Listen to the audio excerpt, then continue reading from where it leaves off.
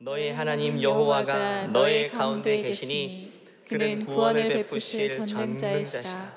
그가 너로 말미암아 기쁨을 이기지 못하시며 너를 잠잠히 사랑하시며 너로 말미암아 즐거이 부르며 기뻐하시리라 하리라. 아멘.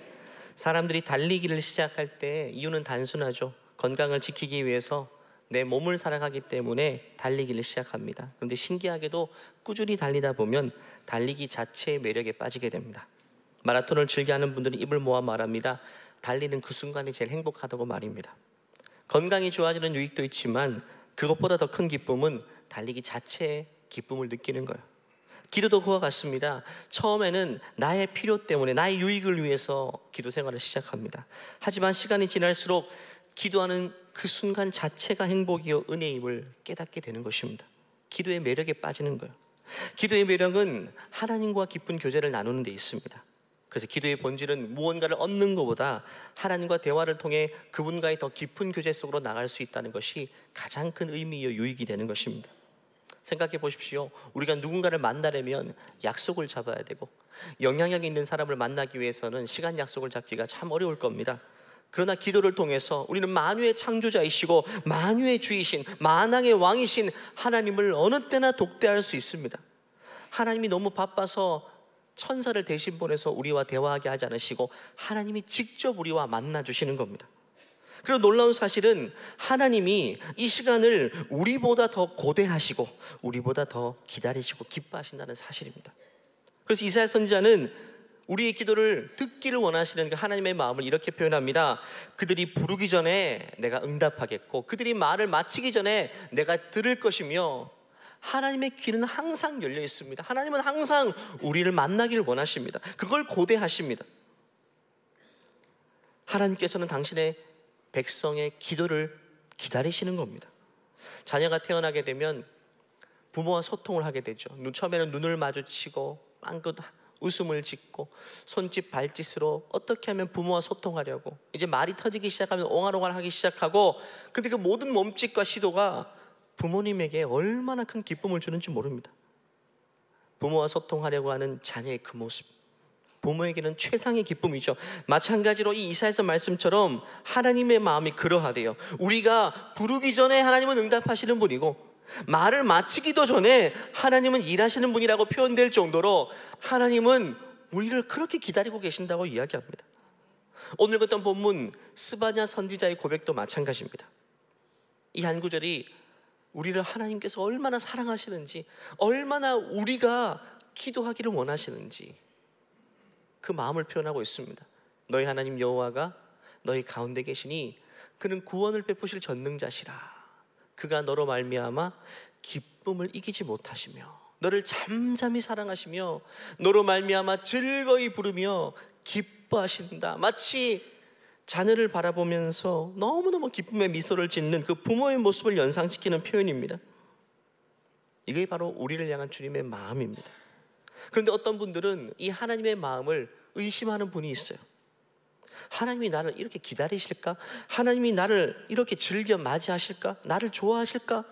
그 이유는 아마 자신의 생활 때문일 겁니다. 나 자신이 지금 주를 위해 뭔가 하는 것도 없고 하나님과 대화의 문을 열지 않고 담을 쌓고 살기 때문에 하나님이 나 같은 자를 기다리실까라는 생각이 들 수도 있죠. 근데 방금 여러분 이 스바냐 선지자의 고백은요, 어떤 배경에서 나온 것인가? 유다 백성들이 아주 극심한 죄악에 빠져 있을 때 그 고백을 하는 겁니다. 불의와 우상 숭배에 빠져 있었고 하나님을 의지하지 않고 사람을 의지했고요, 하나님 말씀을 따르지 않고 그 말씀을 거절했을 그때에 마치 지독하게 하나님 속썩이고 하나님의 마음을 아프게 했던 백성들, 마치 사춘기의 절정에 치달은 우리 자녀의 모습처럼 말 한마디 한마디가 부모의 가슴에 못을 박고 행동 하나하나가 부모의 마음을 아프게 하는 그런 생활 가운데 있었던 이스라엘 백성들을 향해 오늘 하나님은 스바냐 선지자의 입술을 빌어서 이 마음을 전하고 있는 겁니다. 다시 한번 읽어볼까요? 시작.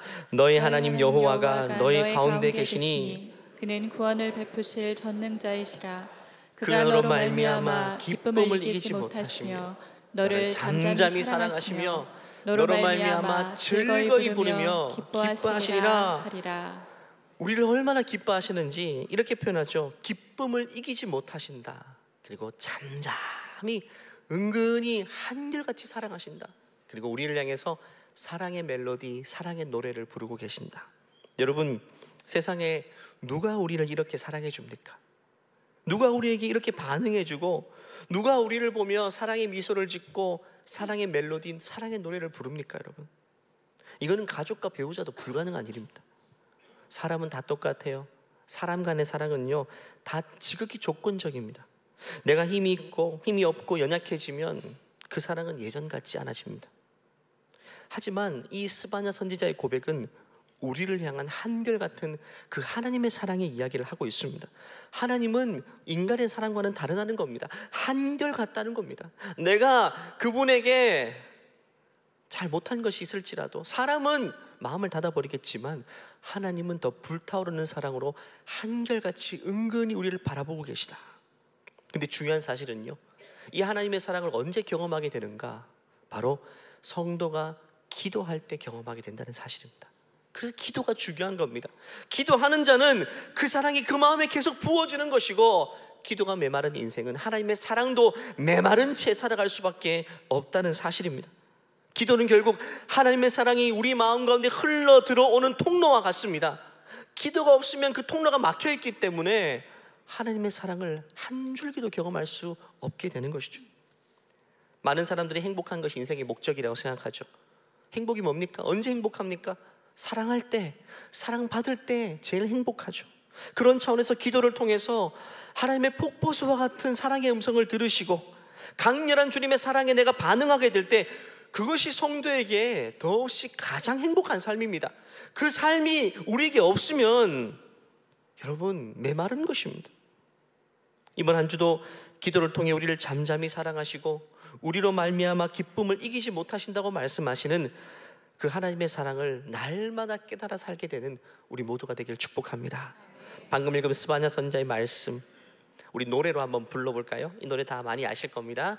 너의 하나님 여호와가 너의 가운데 계시니 그는 구원을 베푸실 전능자시라.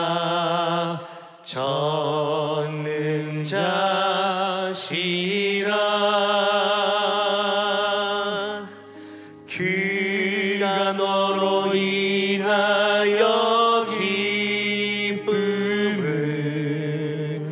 이기지 못하시면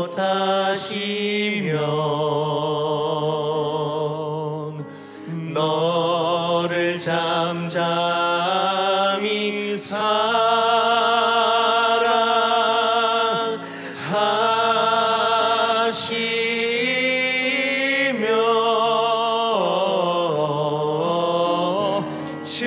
즐거이 부르며 기뻐하시리라.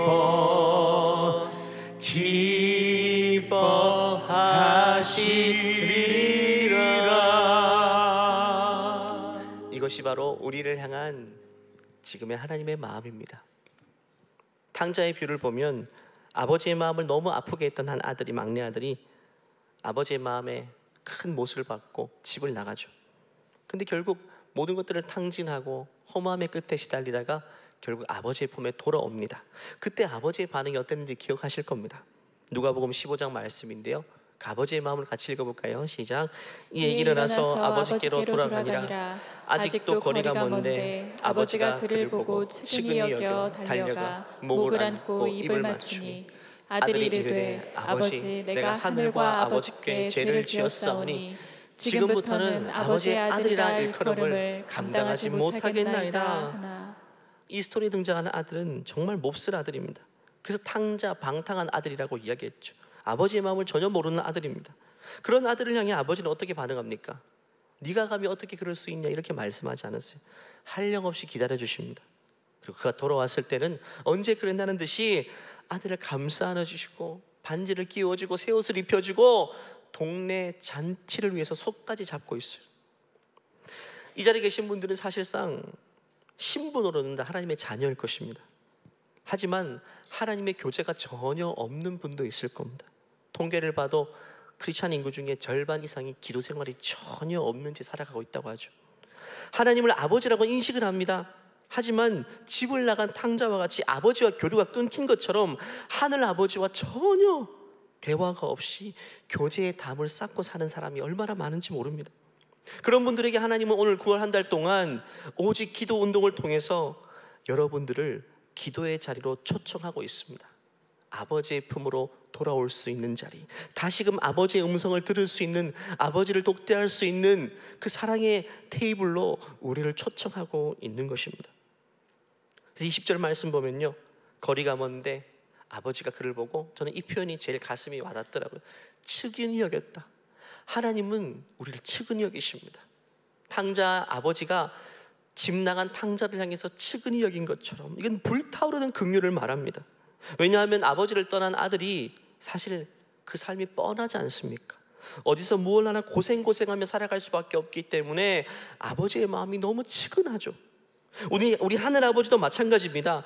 기도와 교제가 없으면 우리의 삶이 너무 뻔하거든요. 너무 메마르거든요. 어떻게 살아갈지 너무 불을 보듯 뻔하거든요. 하나님의 사랑이 우리 안에 흘러들어오지 못하면 우리는 자신도 사랑하지 못하게 됩니다. 그 누구도 있는 그대로 사랑하지 못해요. 거친 세상에서 수많은 사람과 씨름하며 살다 보면 결국에는 자신의 모습을 잃은 채 살아가죠. 이 탕자의 모습처럼 말입니다. 그래서 긍휼히 여기는 거예요. 탕자가 아버지 품 안에 있을 때는요, 아버지로부터 모든 걸 체험받았습니다. 근데 아버지의 품을 떠나는 순간부터 자신을 의지하며 살다 보니까 세상에서 넘어지고 상처받고 좌절하고 포기한 채 정말 회복 불가능한 인생까지 내려가는 것입니다. 저는 오늘 혹여나 이 가운데 기도가 없이 살아가는 모습, 하나님이 우리를 얼마나 측은히 여기시는지 그 주님의 마음을 같이 느끼시기를 바라고, 다시금 여러분 기도 생활이 오늘을 계기로 다시금 열려지기를 간절히 축원합니다. 그렇다면 기도를 통해서 하나님의 사랑이 다시금 우리의 마음에 흘러 들어오게 되면 그것이 우리의 삶에 어떤 영향을 끼치게 될까요? 고린도전서 13장은 흔히 말하는 사랑장이라고 불립니다. 하나님의 사랑이 우리 안에 흘러 들어오게 될 때 그 사랑의 속성이 무엇인지를 이야기합니다. 7절 말씀 보면 모든 것을 참으며 모든 것을 믿으며 모든 것을 바라며 모든 것을 견디는 것이 사랑이라고 말합니다.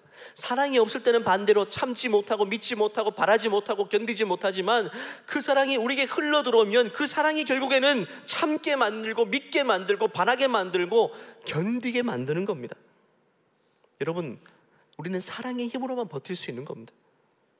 사람 간의 사랑도 마찬가지죠. 시부모님을 오랫동안 모시고 살았던 고백을 들은 적이 있습니다. 핍박이 심했대요. 근데 남편이 그렇게 자신의 편을 끝까지 들어주었대요. 남편이 끝까지 자기 편을 들어주었대요. 늘 품어주었대요. 그래서 그 남편 사랑 하나로 끝까지 시부모님을 잘 모실 수 있었다라고 고백하더라고요. 남편의 그 사랑의 한 줄기가 나에게 흘러들어오게 되면 정말 어려워도 숨쉬며 살 수 있는 거예요. 인간의 사랑도 그러죠. 근데 하물며 거대하신, 그것보다 비교할 수 없는 그 크신 사랑이 우리에게 흘러들어오게 될 때 우리가 못 견딜 게 어디 있겠습니까? 신자가 하나님의 사랑을 확신하고 있을 때에 사실 어떤 현실도 견디는 겁니다. 여러분 가운데 최근에 더 이상 견디기 힘든 상황까지 내몰린 분도 있죠. 사업적으로 더 이상 자금 확보가 불가능하다. 사람을 향해서도 내가 이 사람을 더 이상 참아줄 수 없고 인내하는 데는 한계에 부딪힌 상황에 놓인 분도 있을 겁니다. 그때 사실상 우리를 붙잡아 줄 수 있는 건 아무것도 없습니다. 내 힘으로 버티는 건 한계가 있어요. 무너지고 넘어지고 상처투성이가 되는 겁니다. 포기하게 됩니다. 하지만 오늘 이 자리를 통해서 하나님의 사랑을 경험하게 된다면 우리 안에 놀라운 반전이 찾아오게 된다는 거예요. 여러분이 하나님을 찾고 기도하기 시작한다면 그 기도의 통로를 통해 하나님의 사랑이 우리에게 다시금 흘러들어오게 되면 어떤 현실이든 간에 맞설볼 만하고 어떤 장애물이든 견뎌낼 만하고, 그 힘이 나에게서 오는 것이 아니라 하나님께로부터 공급된다는 사실을 우리는 기억해야 되는 것입니다. 그래서 믿음의 선진들을 보면요, 수많은 핍박과 어려움 가운데 통과했지만 칠흑같이 어둠의 시기를 보냈지만 기도 생활이 있었기 때문에 그들은 그 어두운 곳에서도 하나님의 사랑으로 충만했어요. 그러니까 그 모든 상황들을 견뎌내는 겁니다. 야고보서 말씀 보면 1절도 5절도 마찬가지지만 시험을 참고 견뎌내는 그 인내가 얼마나 귀한지를 이렇게 표현합니다. 시험을 참는 자는 복이 있나니 이는 시련을 견뎌낸 자가 주께서 자기를 사랑하는 자들에게 약속하신 생명의 면류관을 얻을 것이기 때문이다. 뭐가 복이 있다고요? 시험이 없는 자가 복이 있는 게 아니라 하나님의 사랑을 힘입어서 시험을 참아내는 자가 진짜 복이 있다고 말합니다.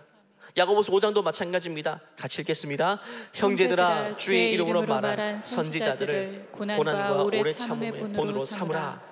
보라, 인내하는 자를 우리가 복되다 하나니 너희가 욥의 인내를 들었고 주께서 주신 결말을 보았거니와 주는 가장 자비하시고 긍휼히 여기는 이시라.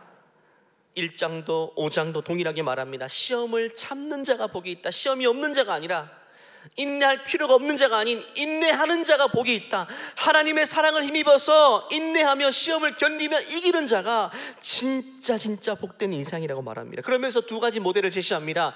선지자들의 삶을 보라고 말하고 욥의 인내를 보라고 이야기합니다. 여러분, 선지자들의 삶을 아시는 것처럼 그들은 하나님의 말씀을 전한 사람들이지만 어디서나 환영받지 못했습니다. 예를 들면 예레미야 선지자 같은 경우는 눈물의 선지자였죠. 왜냐하면 하나님의 말씀을 아무리 전해도 사람들은 귀를 닫고 마음을 닫고 오히려 선지자인 그를 멸시하고 구덩이에 집어 던졌습니다. 끝난 겁니다. 스스로 살아서 기어나올 수 없어요. 하지만 그럼에도 불구하고 이 예레미야 선지자가 그 모든 현실을 이기며 견뎌낼 수 있었던 것은 기도 때문이었어요. 그는 구덩이에 빠져서도 거기서도 기도했던 겁니다. 예레미야 애가 말씀을 그걸 통해 보여줍니다. 3장 15절 35절 말씀을 55절 읽어볼까요? 시작. 여호와여, 내가 심히 깊은 구덩이에서 주의 이름을 불렀나이다. 주께서 이미 나의 음성을 들으셨사오니 이제 나의 탄식과 부르짖음에 주의 길을 가리지 마옵소서. 구덩이에 빠지면 거기서 기도하는 겁니다. 하나님께 간절히 찾고 부르짖었습니다. 구덩이가 너무 깊어서 하나님의 음성이 안 들렸을까요? 마치 기지국이 멀리 있어서 통신이 안 통하는 것처럼 하나님께 그 음성이 전달되지 않았을까요? 아닙니다. 하나님 거기도 함께 하셨어요. 그 소리를 너무 흠양하셨습니다. 그래서 그 자리에서 그 깊은 구덩이에서 주의 음성을 들려주십니다. 내가 주께 아뢰날에 주께서 내게 가까이 하여 이르시되. 구덩이인데 너무나도 어느 때보다 가까이 말씀해 주시는 거예요. 뭐라고 말씀하십니까? 두려워하지 말라. 두려워하지 말라. 주여, 주께서 내 심령의 원통함을 풀어주셨고 내 생명을 속량하셨나이다. 두려워하지 말라는 한마디를 통해서 칠흑같이 어두웠던 그 구덩이 깊은 곳을 광명한 빛으로 비춰주실 때 선지자의 마음에 반절이 찾아오게 되는 겁니다. 견딜 수 없는 상황이 견딜 만한 상황이 되는 것이고 넘어설 수 없는 장애물이 이제는 극복해낼 만한 장애물로 바뀌게 되는 것이죠. 예수님께서도 풍랑 속에 있을 때 제자들에게 뭐라고 말씀하셨나요? 내니 두려워하지 말라고 말씀해 주셨습니다. 이사야 선지자도 마찬가지입니다. 하나님 이사야 선지자의 입술을 빌어서 오늘날 고난과 환난을 통과하는 자들에게 지금도 이렇게 말씀하십니다. 10절 말씀 같이 읽겠습니다. 시작. 두려워하지 말라. 내가 너와 함께함이라. 놀라지 말라. 나는 내 하나님이 됨이라. 내가 너를 굳세게 하리라. 참으로 너를 도와주리라. 참으로 나의 의로운 손으로 너를 붙들리라. 이 음성은 기도할 때 들려주시는 음성입니다. 탕자가 집에 돌아와야지 아버지의 음성을 듣게 되는 것처럼 우리도 마음을 돌이켜서 기도하는 자리에 나가야지만 이 사랑의 음성을 듣게 되는 겁니다. 두려워하지 말라는 용기 있는 음성을 듣게 되는 것입니다. 욥도 마찬가지였죠. 욥은 극심한 고난에 빠진 어려움을 통과한 인생의 대명사죠. 재산도 자녀도 건강도 하루아침에 다 잃어버렸어요. 그때에 그 옆에 있던 아내가 욥 가까이 와서 이렇게 말하잖아요. 욥이 제 가운데 앉아서 질그릇 조각을 가져다가 몸을 끓고 있더니 건강도 잃었으니까. 그때 그 아내가 그에게 이르되 당신이 그래도 자기의 온전함을 굳게 지키느냐? 하나님을 욕하고 죽으라 라고 이야기합니다. 아내가 그렇게 말해요. 아내는 처음부터 욥의 인생을 다 지켜봤잖아요. 하나님이 처음부터 아무것도 없는 자리에서 얼마나 그의 인생의 모든 것들을 허락하시고 그 모든 것들을 가까이서 보았음에도 불구하고 아내는요, 정작 고난을 만나게 되었을 때 이렇게 반응해 버립니다. 이게 사람들의 일반적인 반응입니다. 믿는 사람도 마찬가지입니다. 어려워지면 하나님 원망합니다. 하나님을 원망한다는 말은요, 입을 꼭 닫는다는 말입니다. 선한 것이 있으면 입을 닫는 것처럼 말이죠. 하나님을 향한 원망이 있는 신자는 기도를 못해요. 기도를 못합니다. 어떤 분들은 어릴 적 아버지가 병환 중에 일찍 돌아가셨어요. 그때 아버지 회복을 위해 간절히 오랫동안 기도했지만 결국 하나님이 아버지를 데려가셨어요. 그 일 이후에 이미 수십 년이 지났지만 아직까지 하나님께 서운한 것이 있어서 모태신앙이기에 예배 생활은 하지만 막상 하나님이라고 개인적인 기도를 못하는 겁니다. 아직 서운해서 입을 꼭 닫고 있는 거예요. 물론 하나님을 향한 서운함이 수십 년 지났으니까 좀 풀렸지만 중요한 것은 하나님도 나를 서운하게 생각하겠지, 이 마음 때문에 하나님이라고 부르지를 못하는 거예요. 기도 생활이 없어요. 욥도 충분히 그럴 만한 상황이죠. 지금 욥의 아내가 욥에게 말하고 있는 그 말이 일반적인 사람들의 반응입니다. 혹시 여러분도 과거에 어떤 일 때문에 하나님께 아직까지 서운한 마음이 있고 원망하는 마음이 남아있지는 않습니까? 욥은요, 모든 것을 잃었을 그 자리에서 그 아내의 고백과 다른 고백을 하고 있습니다. 10절을 보면 그가 이르되 그대의 말이 한 어리석은 여자의 말 같도다. 어떻게 당신이 그렇게 말할 수 있냐? 당신은 처음부터 다 봤잖아. 우리가 아무것도 없는 가운데 하나님이 우리에게 다 주셨잖아. 이걸 다 봤음에도 불구하고 당신은 어떻게 그런 말을 할 수 있어? 우리가 하나님께 복을 받았은즉 화도 받지 않겠느냐? 이번에 욥이 입술로 범죄하지 않았대요. 하나님을 원망하지 않았다. 욥이 그의 아내와 다르게 어떻게 이렇게 상반된 반응을 보일 수 있었을까? 그 이유는 기도 생활에 있습니다. 욥은 한창 잘 나갈 때도 그의 부유함에 취해 있지 않았습니다. 이 축복이 어디서부터 기인한 것인지 너무나도 잘 알았고 하나님께 날마다 기도하며 감사의 고백을 하며 살았던 거예요. 근데 욥의 아내에게는 그게 없었습니다. 여러분, 오해는요, 오해한다는 것은 사람을 잘 모를 때 하는 거죠. 하나님을 원망하고 오해한다는 것은 하나님이 누구신지 잘 모르는 겁니다. 수십 년째 예배 생활하고 있지만 기도 생활 없으니까 하나님이 누구이신지 너무 잘 몰라요. 너무 피상적으로 알고 있으니까 어려운 일 만나면 서운하고 원망이 먼저 나오는 겁니다. 하나님을 얄팍하게 피상적으로 알았던 욥의 아내는요, 어려움 당했을 때 원망이 불쑥 나왔지만 기도를 통해 하나님이 어떠한 분이신지, 하나님이 얼마나 좋은 분인지, 얼마나 아름다운 분인지를 너무나도 잘 알았던 욥은요, 그 어려운 상황 속에서도 하나님 원망 안 해요. 사랑하는 여러분, 기도하지 않으면 신자의 이 삶은요, 하나님을 원망할 일밖에 없어요. 왜냐하면 우리 인생이 내 뜻대로 되지 않는 현실들이 훨씬 더 많잖아요. 하지만 기도하는 가운데 하나님을 만나보십시오. 하나님의 마음을 이해하게 될 겁니다. 하나님의 사랑이 다시금 여러분 마음 가운데 부어질 겁니다. 두려워하지 말라는 주의 음성을 여러분 듣게 되실 것입니다. 여러분, 주의 사랑이 내게 흘러오면 그 어떤 상황도 이길 수 있습니다. 여러분의 인생을 한번 돌이켜 보십시오. 저도 제 인생에 제일 힘들었을 20대 나이 때 지금 생각하면 어떻게 살았나 싶어요. 너무 어려웠어요, 외적인 환경이. 그런데 그 시절 저는 하나도 힘들지 않았어요. 제일 행복했어요. 왜? 주님의 사랑을 처음 경험했거든요. 그 사랑이 날마다 내게 흘러 들어왔거든요. 날마다 간절히 부르짖고 기도했거든요. 그러니까 진짜 힘든 줄 모르고 지나왔습니다. 말씀을 마무리할까요? 사람들은요, 참을 일이 없고 인내할 상황이 없는 사람이 복되다라고 이야기하죠. 우리처럼 참아낼 것도 많고 인내할 것도 많은 사람들이 복이 지질이 없다라고 말할 수 있지만 성경은 그걸 뒤집어서 이야기합니다. 다시 보이지만 야고보서 말씀 뭐라고 했습니까? 시험을 참는 자, 시험이 없는 자가 아니라 참는 자가 복이 있고, 인내할 필요가 없는 자가 아닌 인내하는 자, 그 사랑을 힘입어서 참고 인내하는 자가 복이 있다. 진짜 복된 인생을 그렇게 말합니다. 온실 속에서 살아가는 인생처럼 참을 것도 없고 인내할 일도 없는 그 온실 속의 인생을 축복의 인생이라고 말하지 않고, 참아내야 될 것도 많고 견뎌낼 상황도 많이 있지만, 거친 현실이지만 하나님의 사랑으로 이 모든 것들을 견디며 이겨내는 사람이 진짜 복이 있는 사람이라고 성경은 이야기하는 것입니다. 무엇보다 우리 예수님께서도요, 하나님의 사랑을 힘입어서 십자가를 견뎌내셨습니다. 히브리서 12장 말씀 보면 믿음의 주여 또 온전하게 하시는 예수를 바라보자. 예수님이 그러하셨다는 거예요. 그는 그 앞에 있는 기쁨을 위해서 십자가를 참으사 부끄러움을 개의치 아니하였더니 하나님의 보좌 우편에 앉았다. 예수님도 자기 힘으로 악으로 깡으로 버틴 게 아닙니다. 하나님의 사랑을 힘입어서 그 어려운 시기를 견뎌냈던 거예요. 십자가를 지신 겁니다. 사랑하는 여러분, 비교적 고난이 없고 어려움 없는 인생을 부러워하지 마세요. 그 인생은요, 하나님의 자비와 긍휼을 경험할 기회조차 없는 사람입니다. 인내를 통해 연단을 배울 기회조차 박탈된 인생입니다. 그리고 무엇보다 그 고난의 현실 가운데에 가장 강렬하게 빛나고 찬란하게 빛나는 그 하나님의 크기와 높이와 깊이를, 그 절정을 맛볼 기회가 그들에게 주어지지 않는 인생이기 때문에 고난 없이 지나가는 인생은 어쩌면 가장 불행하고 메마른 인생일 수 있어요. 사랑하는 여러분, 이번 한 주도 어디서나 기도하시는 여러분 되시기를 바랍니다. 여러분 인생이 지금 구덩이에 빠져 있습니까? 그러면 거기서 기도하십시오.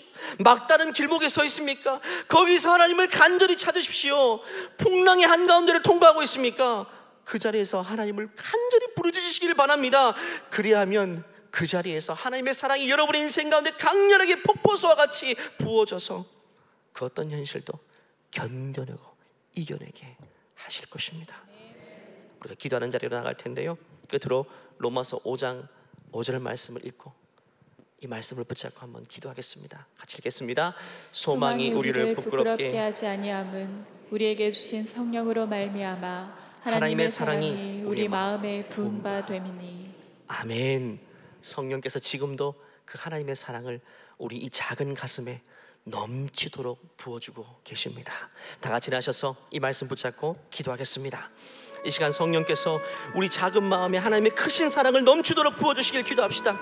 하나님의 사랑을 깨닫지 못하면 우리는 내 힘으로 이 힘겨운 현실들을 견뎌낼 수밖에 없습니다. 하지만 하나님의 사랑을 힘있게 되면 우리는 모든 걸 견뎌낼 수 있어요. 어떤 상황도 돌파해낼 수 있습니다. 이 시간 다시 한번 하나님 그 사랑을 내 마음에 부어주시옵소서. 그 사랑으로 견디며 그 사랑으로 이기며 나가게 하여 주시옵소서. 주여 외치고 기도합니다. 주여. 하나님, 주님의 사랑을 경험하지 못한 채 메마른 채 살아가는 인생들을 불쌍히 여겨주시고, 기도 없이 메마른 채 살아가는 우리 인생을 긍휼히 여겨주셔서 다시금 하나님 기도를 통해 주의 크신 사랑이 우리 작은 가슴에 넉넉히 흘러들어오게 하여 주셔서 그 사랑을 힘입어 이기게 하시고, 그 사랑을 힘입어 승리하게 도와주시고, 그 사랑으로 일어서게 도와주시옵소서. 하나님 구덩이에서도 기도하게 하시고, 풍랑 속에서도 기도하게 하시고, 하나님 어려운 가운데 하나님을 찾고 부르짖는 우리 모두가 될 수 있도록 아버지 은혜 베풀어 주시오. 은혜 베풀어 주시옵소서. 극복해낼 수 있게 도와주시옵소서. 풍만되게 도와주시옵소서. 하나님 아버지, 기도 없는 인생, 메마른 인생, 하나님의 사랑을 경험하지 못하는 인생을 주님 불쌍히 여겨주셔서 다시금 입을 열어 내가 있는 그 자리에서, 구덩이에 있든 풍랑 속에 있든 장애물 앞에 놓여 있든 그 자리에서 아버지를 부르짖을 때에 그 크신 하나님의 사랑이 우리 작은 가슴에 넉넉히 흘러들어와 그 힘으로 이기게 하시고, 그 힘으로 견디게 하시며, 그 힘으로 뛰어넘게 하여 주시옵소서. 그 하나님의 사랑을 경험하기를 간절히 소망하며 우리 주 예수 그리스도의 이름으로 기도하옵나이다. 아멘. 우리가 기도할 때 그 하나님의 사랑을 넉넉히 부어주시는 우리 하나님께 감사의 박수, 찬양의 박수 올려드리겠습니다. 이 시간 이 찬양의 고백을 통해서 여러분 한 주를 힘차게 살아가시기를 바랍니다. 찬양합니다. 물 가운데 지날 때에도 침몰치 않으면 불 가운데 행할 때에도 너를 상치 못하게 하시니, 너를 지명하여 부르신 하나님 큰 사랑, 너를 구속하여 살리신 하나님 내게 말씀하시네. 주님에게 말씀하고 계십니다. 두려워 말라. 주의 음성을 들으시기 바라요. 놀라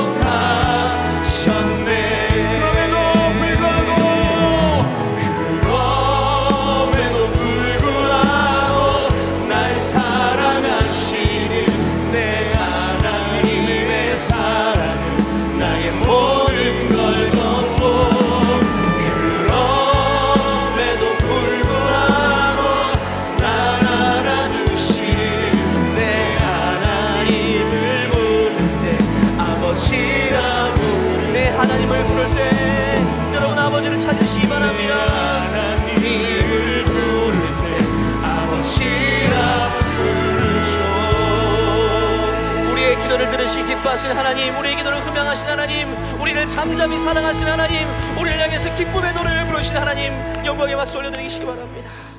이제는 우리 주 예수 그리스도의 은혜와 하나님의 무한히 사랑과 그 크신 사랑을 우리를 하여금 깨닫게 하시는 성령의 감화 감동 교통하심이 그 어느 때이든지 하나님께 기도하며 그 사랑을 깊이 경험하기를 소원하는 하나님의 존귀한 백성들 위해 이제로부터 영원토록 함께 하시기를 간절히 축원하옵나이다. 아멘.